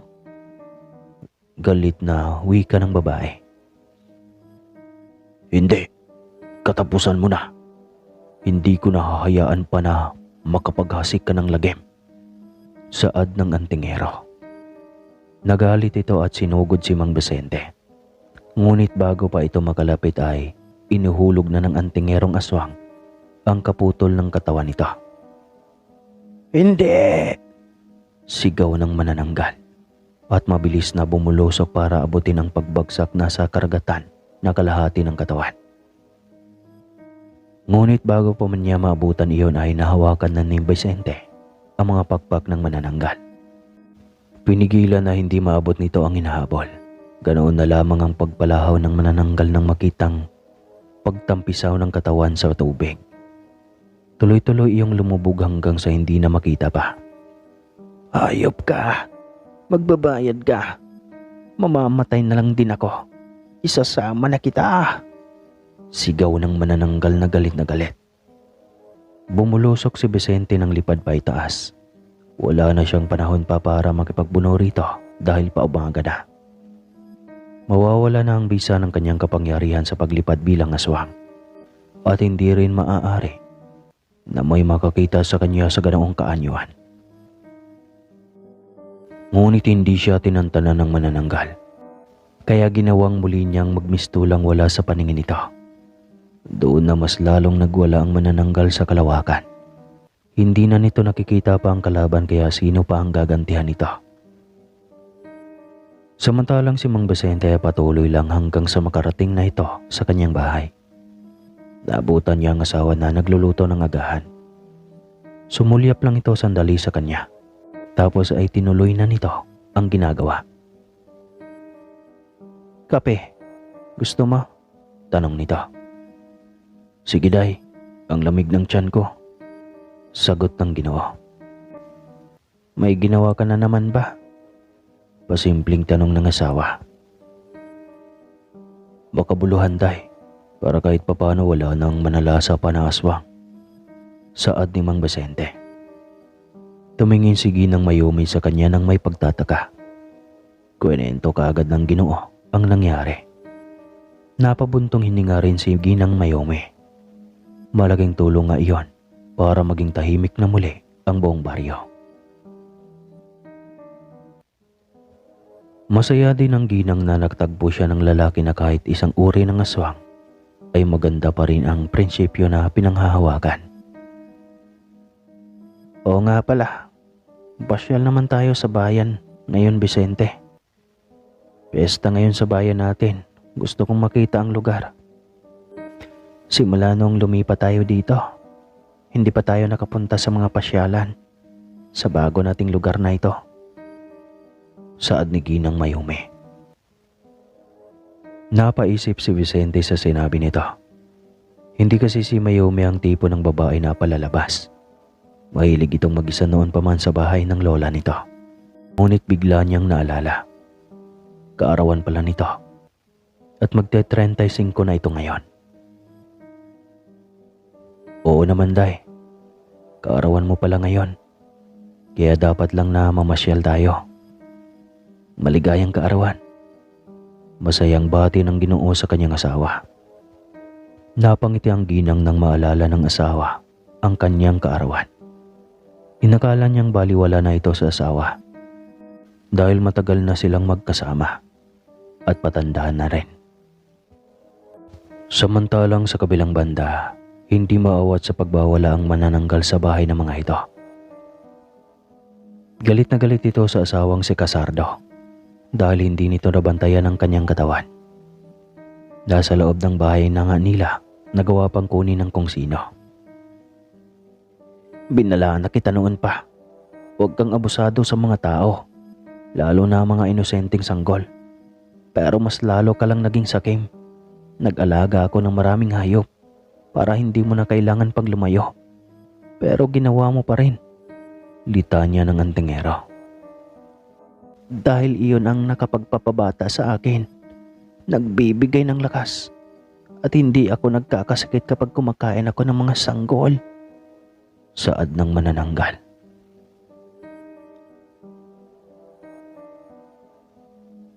Napailing na lamang si Casardo. Lagi na lang ganawan ang dahilan ng kanyang asawa. Kahit anong gawin ito na paliwanag sa Ginang ay hindi ito nakikinig. May sarili itong dahilan. Patawad, mahal. Hindi ko napaghandaan ang atake ng iyong kalaban. Pero pangako ko sa iyo, hindi ako titigil hanggat hindi nakapaghiganti. Saad ng antingero. Iyon lang. Mamamatay na ako, Sardo. Anong gagawin natin? Umiiyak na wika nito. Unti-unti na itong nangihina at kapag umabot pa ng ilang araw, tuluyan na ngang matutuyot ang sugat nito at maging ang dugo ay mauubos na rin. Wala na akong magagawa pa, mahal. Hindi naman pwedeng hahanap ako ng katawan ng babae tapos puputulin para ibigay sa iyo ang pang-ibaba nito. Saad ng Ginoo. Tama. Oo. Gawin mo yon, Sardo. Hanapan mo ako ng ibang katawan. Tila nabuhayan ang loob na wika ng Ginang na manananggal. Ano? Gulat na tanong ng antingero. Sige na, Sardo. Maghanap ka ng katawan. Nakawin mo at putulin. Ang kalahati, gawin kong pagkain. At ang pang-ibaba, iyon ang gagamitin ko para mabuhay pa ng matagal. Nanlumo si Casardo sa kakaibang pag-iisip ng kanyang asawa. Anong klaseng pag-iisip mayroon ito? Napakamakasarili. Sa utak iyon ng antingero. Hindi ko gagawin yan, mahal. Oo, mahalaga ka sa akin pero hindi ko magagawa ang bagay na iyan. Higit sa lahat, mawawala ang bisa ng anting-anting ko kapag gagawin ko iyon. Saad ng antingero. Boyset na anting-anting yan. Mas mahalaga pa pala yan kaysa sa akin ng asawa ko. Galit na bulyaw ng Ginang. Napailing ang antingero. Kahit sa pag-iisip ay hindi niya kaya ang pumatay ng tao. Napapikit na ang mga mata ng kanyang asawa. Nanghihina na ito ng gusto at anumang oras ay maaaring mawala na ito ng tuluyan. Wala na siyang magagawa pa. Nangyari na ang nangyari. Pero ipinapangako niyang hindi niya titigilan ang kung sino man na may gawa nito sa kanyang asawa. Hindi niya ito mapapatay. Pero sisiguraduhin niyang maghihirap ito habang buhay. Ilang sandali pa ay natahimik na ang kanyang asawa. Wala na ito. At dahil iyon sa katulad nitong aswang. Humanda ka sa akin. Oras na makikita kita ang antingerong aswang. Hindi kita titigilan. Galit na sampit nito sa sarili. Mag-isa nitong inilibing ang katawan ng kanyang asawa sa mismong bakuran niya. Kung hindi lang kinakailangan na pumunta ng bayan para bumili ng isang sakong feeds ay walang balak si Casardo na umalis muna ng bahay. Gusto sana nitong magluksa, subalit hindi rin pwede na magutom ang kanyang mga alagang tandang. Alam niya na unang araw din ng kapistahan kaya maraming tao sa bayan. Balak pa sana nito na isabong ang isa sa mga ganadors. Yun nga lang ay mabigat ang kanyang loob dahil sa nangyaring pagkawala ng kanyang asawa. At kapag daw may namatay na kamag-anak o sino paman na malapit sa iyo, ay bawal daw sa kanilang magsabong. Matatalo lang daw. May ganun pala. Wala man lang siya matawag na karamay sa oras ng kanyang pagdadalamhati. Wala siyang alam na kaanak dahil noong maliit pa sila ay nagkahiwalay ng kanyang ina at ama. Dinala siya ng kanyang ama sa malayong probinsya at naiwan sa kanyang ama ang kapatid na babae na noon ay 13 anyos lang. 8 taon lang noon si Casardo nang turuan ng ama ng mga anting-anting. Magagamit sana iyong proteksyon ni Casardo sa kanyang kapatid. Ang kaso ay, simula noon, hindi na sila muling nagkita pa.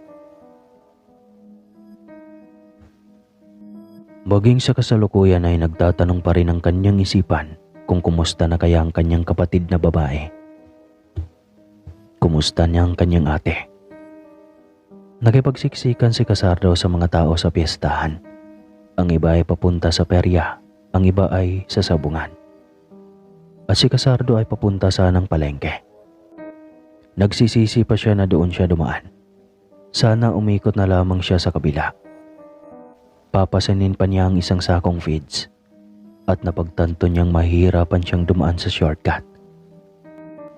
Kaya bumalik na lang siya at doon na idaan ang motorsiklo sa kabila.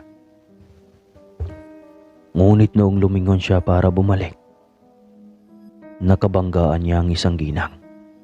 Hindi niya alam na asawa ito ng bago niyang kaibigan na si Vicente. Sorry. Halos sabay na sambit ng dalawa dahil pareho silang nagulat ng magkabanggaan. Nako, pasensya na. Hindi kita namataan. Kaagad na wika ni Mayome. Nakita ni Casardo na nakaakbay dito si Mang Vicente. Kaya napagtanto niyang asawa ito ng Ginoo. At sa di malamang dahilan, Paring Sardo, nandito ka rin pala. Tataya ka ba sa sabong? Tanong ni Vicente. Umiling ito na tila ba kay bigat ng kalooban. Bakit parang ang lungkot mo ngayon? Tanong ni Vicente sa kaharap. Umiling-iling lang ito. Alam ni Vicente kung ano ang rason. Ngunit nagpatay ideya siya upang hindi mahalata ng kaharap na guilty siya sa nangyari. Mabilis na itong nagpaalam at bago pa ito tumalikod ay sinulya pa nito ang kwintas ng asawa ni Vicente. Hindi yun nakataka sa paningin ni Mayome. Napahawak ang ginang sa kanyang palawit nang wala sa sarili. Tila ba kakaibang titig na iyon. Day, gusto mo bang sumakay ng Ferris wheel? Pagpukaw na Vicente ng kanyang atensyon. Kita rin ng antingerong aswang ang pagiging tulala ng asawa. Ayoko, Vicente. Nakakalula tignan. Tanggi ng ginang. Subukan mo lang. Kasama mo naman ako. Giit ng Ginoo. Kahit na, natatakot pa rin ako. Reklamo ng ginang. Hindi na lamang pinilit pa ni Vicente ang asawa. Hanggang sa naisip nitong dalhin si Mayome sa sabungan. Alam ko na. Sumama ka sa akin sa sabungan. Tiyak na maaaliw ka doon. Saad ng Ginoo. Paano ako maaaliw doon? Ang ingay at hindi maintindihan kung ano-anong sinisigaw at sinyas. Reklamo ng ginang. Pera, nakaka-enjoy naman hindi ba? Halika, samahan mo ako. Yaya nito. Napailing na lamang si Mayome. Akala ng ginang ay sasamahan siya nito para maaliw. Yun pala ay hihikayatin pa siya ni Vicente para isama sa sabungan. Pagdating doon ay napangiwi si Mayumi sa ingay ng mga tao roon. Napangiti nang makitang marami rin palang mga kababaihan doon ang nakipanoos ng sabong. Aliw na aliw rin siya sa mga ito at nakisigaw rin kasama sa mga kalalakihan. Napailing si Mayumi. Ang alam niya ay mga lalaki lang ang mahilig sa sabong. May mga babae rin pala. Ngunit kakaunti lang naman. 10 kababaihan lang yata marahil. Day, tataya ako sa susunod na laban. Mukhang panalo ang tandang na hawak ng matandang nasa sulok. Tataya ako dyan. Wika ni Vicente. Ewan ko sa'yo, Vicente. Ikaw ang bahala. Sagot ng ginang. Nakatayo lang siya at nakasilip sa laban ng mga tandang. Bawat pagpalo at pagtama ng tarit sa katawan ng kalaban ay nakangiwi ang ginang. Ano ba yan? Nakakaawa naman ang mga manok na iyan. Reklamo ng ginang. Masasanay ka rin, Day. Ganyan talaga eh. Sagot ng asawang si Vicente. Habang naglalaban ang dalawang tandang, ay may namataan si Vicente na nagbubulungan. Napakunot ang kanyang noo. Duda niya ay masama ang galawan ng dalawa. Palihim niyang iniwan ang kanyang asawa sa kinatatayuan nito. Lumapit siya sa dalawa na may kung anong ginagawa sa tandang. Walang masyadong tao ang narawan. Nagkunwaray si Vicente na iihi mula sa di kalayuan ng dalawa habang sinisilip ang ginagawa ng mga ito sa tandang. Hawak ng isang lalaki ang karayom at sinimulang iturok sa litid ng paa ng tandang. Ayan, siguradong hindi na ito makakapalaw pa. Ilalaban natin ito sa isang tandang ni Lolo Moroy. Ngunit doon katataya ng malaking halaga.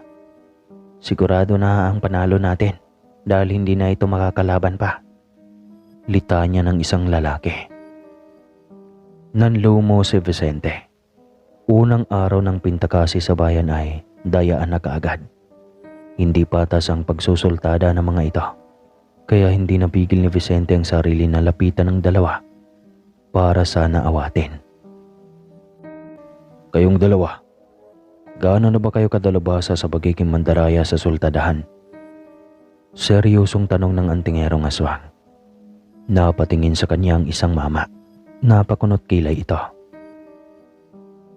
Bakit ka nakikialam? Diskarte namin ito. Angil ng mama na mas matanda kay Vicente ng isang dekada.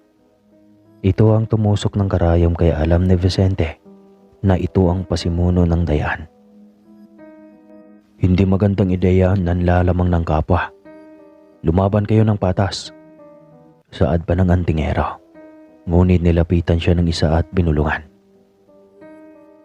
Subukan mo lang na ibuking ang aming diskarte. Tudas ka sa amin. Bulong nito nang nakatagilid ang labi. At saka, hindi na bago ang gawain ito. Marami rin dyan ang ganito ang ginagawa. Baka hindi mo alam.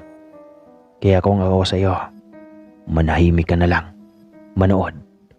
Para hindi malagyan ng gripo ang iyong tagiliran mo. Saad ng isa pa. Oo, ganoon. Tinatakot niyo ako. Tanong niya sa mga ito. Ngunit hindi sumagot ang isa man dito. Bagkos ay hiniritan siya nito ng suntok at kamuntikan pa siyang matamaan. Mabuti na lang at naging alerto siya kaya mabilis siyang nailagan iyon. Kayo na ang may mali. Kayo pa talaga ang may lakas loob na humirit. Kung pag-umpukin ko kaya yung mga ulo nyo. Galit na saad ni Vicente. Ngunit tumalakhak lang ang mga ito.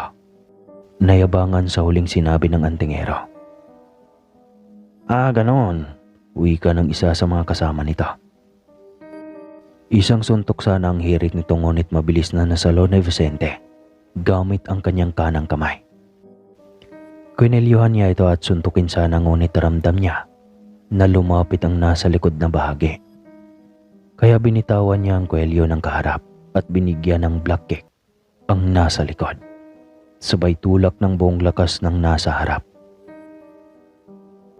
At dahil abala na sa sultadahan ng manok ang mga tao, hindi na mga ito napansin ang labanan ng tatlo. Sabay na bumangon ng dalawa. Ang kaninang tandang na hawak ng mama ay tila natakot nang makita ang pag-aaway nila. "Akala ko ba mababagsi kayo? Yun lang pala, bulagta na kayo," tanong ni Vicente sa mga ito. Tinignan niya ang kaharap na kanina ay kinelyuhan niya. Hindi niya alam kung binata pa ba ito o may asawa na. Basta bata pa ito kaysa sa kanya. "Ikaw," sabay sambit niya rito, sabay duro. Inayos nito ang kanina ay nagulong kwelyo. Pagkatapos ay pinahid ang mga pawis sa noo. "Kwelyo at tulak pa lang pero yung pawis mo nag-uumapaw na," puna na Vicente, sabay sulyap ng nasa kabila. Halatang walang balak ang mga itong lumaban. Natakot ang mga ito sa kaharap dahil kakaibang lakas na taglay niya. "Vicente, narito ka lang pala. Kanina pa kita hinahanap," saad ni Ginang Mayumi. "Ganoon ba? Halika na. Balik na tayo roon," saad ng Ginoo. Nakaakbay na ito sa asawa. Nang bigla-biglang sumugod ang isa sa mga nakaalitan. Nang lingunin niya ito ay nakaposisyon ng patalim para saksakin ang asawa. Nailayo niya ito sa kutsilyo, ngunit natamaan pa rin ang kaliwang balikat nito. Tumakbo ang dalawa palayo, bitbit ang kanilang tandang. Nang gigigil sa galit si Vicente dahil hindi niya napaghandaan ang ginawa ng dalawa. "May araw din kayo sa akin na mga loko kayo," sambit ni Vicente. Binuhat niya ang kanyang asawa papuntang paradahan ng tricycle. "Nako, taga-stop ang dalawang yon. Kriminal talaga yung binatang si Dadoy. Mabuti na lang at nadaplis lang," wika ng isang mama na nakakita sa lahat ng pangyayari. Tinandaan ni Vicente ang sinabi ng lalaki. "Kriminal pala ha. May kalalagyan sa akin yon," sa utak ni Vicente. "Manong, pagkayatid kami sa ospital," wika ng Ginoo sa driver. "Nako, na paano yung asawa mo?" gulat na tanong ng driver nang makita ang maraming dugo sa balikat ni Mayome. "Napagtripa ng mga manduruga sa sabungan," saad ni Vicente.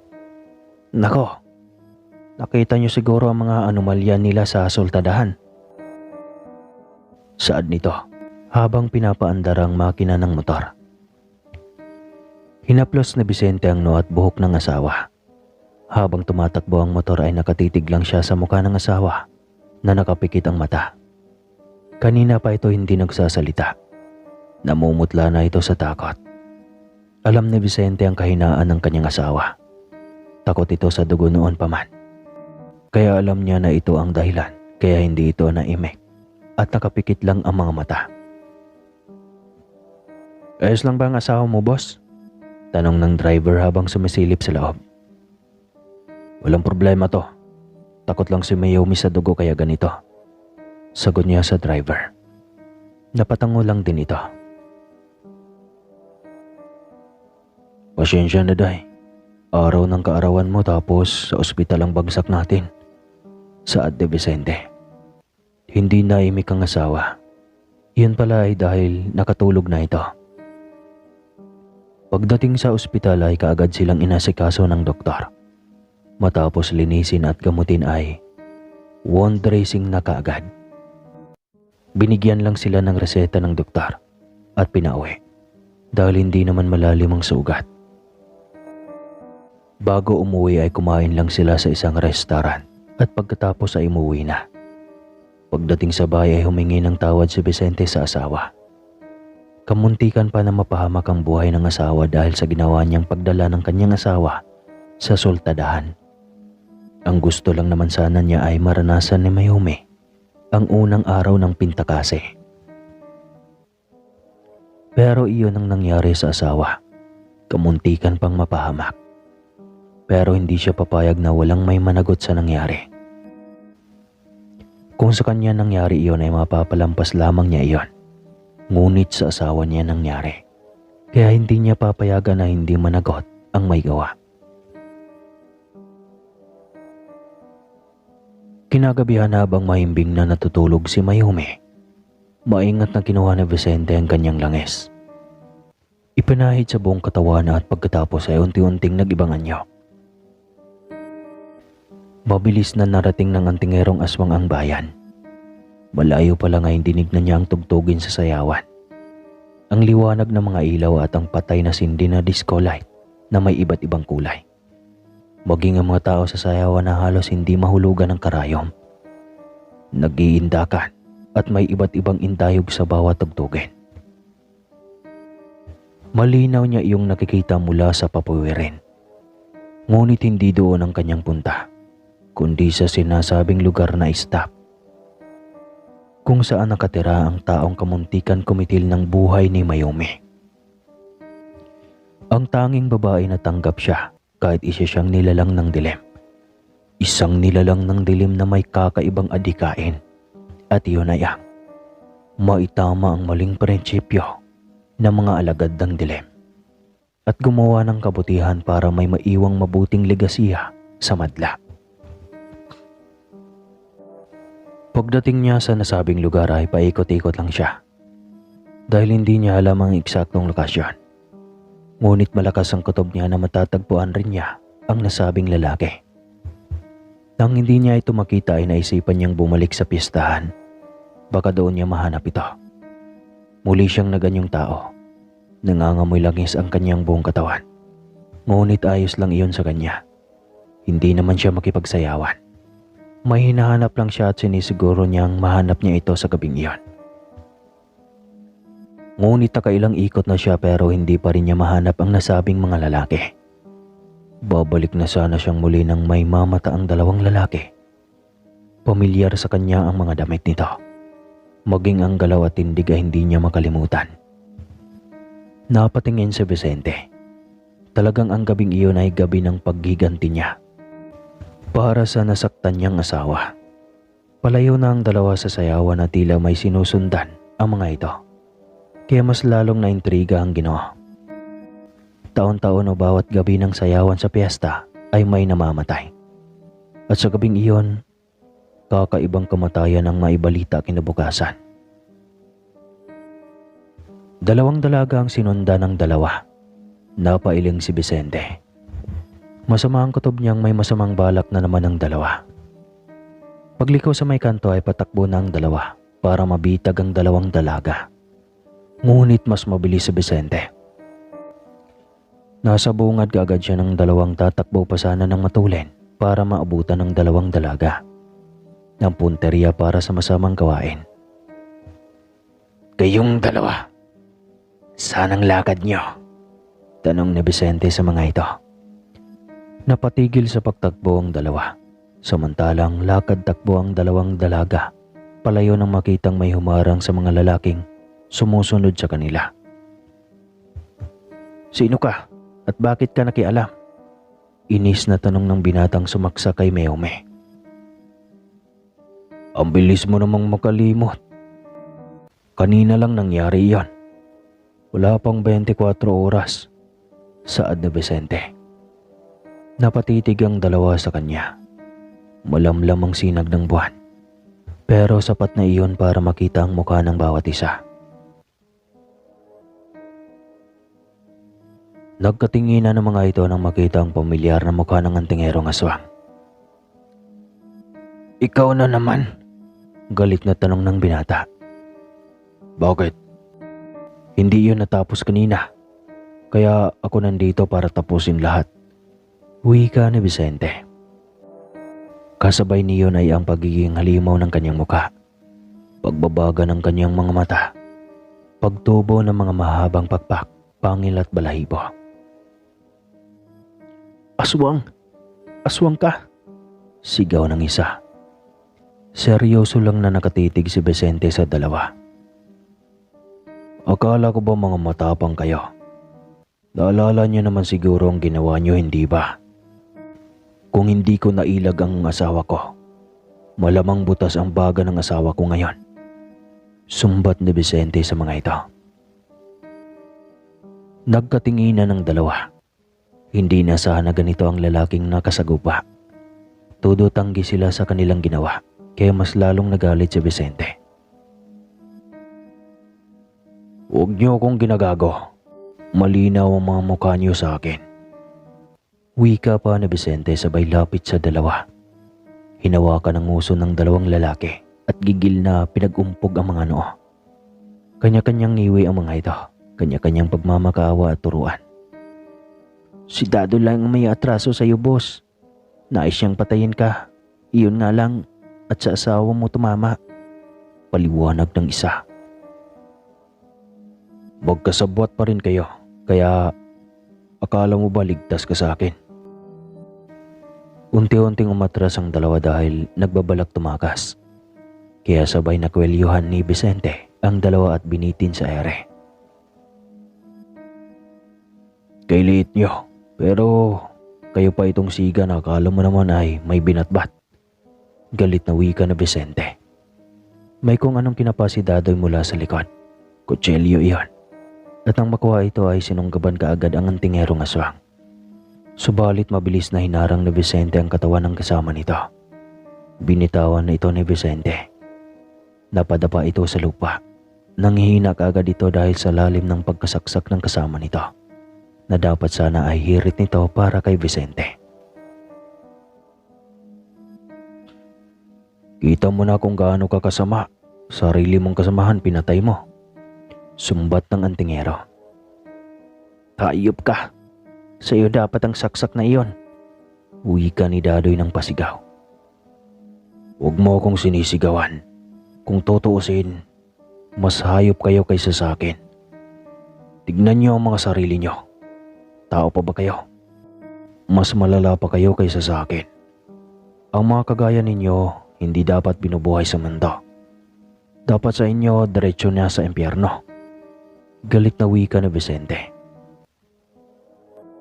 Sabay paikot nito. Mas nilakasan pa ni Vicente ang pag-ikot. Pagkatapos ay tinilapon ang katawan ni Tado. Tumama iyon sa pader. Saktong ulo nito ang unang tumama sa pader, kaya halos madurog ito. Tumalamsik ang mga utak sa kung saan. Lumabas ang mga mata at hindi na makilala pa ang mukha nito. Mabagal na lumapit doon ang antingerong aswang. Bawat nagkalat na mga utak ay pinag-aksayahan niya iyon ng oras. Maingat na dinampot ng kanyang matutulis na kuko. Nang masigurong simot na nito ang nagkalat na utak sa lupa, ay nilapitan na nito ang katawan ng lalaki. Isa-isang binunot ang mga matang parang sinulid na lang ang nakakabit.